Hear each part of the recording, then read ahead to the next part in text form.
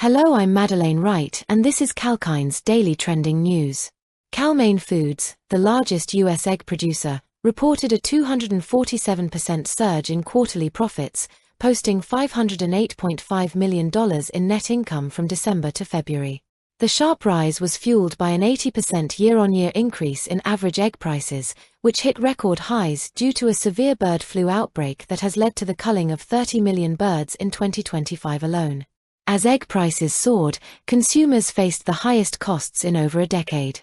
The company also revealed it has been contacted by U.S. authorities regarding an investigation into potential price fixing within the industry. That's the latest from Kalkine's Daily Trending News.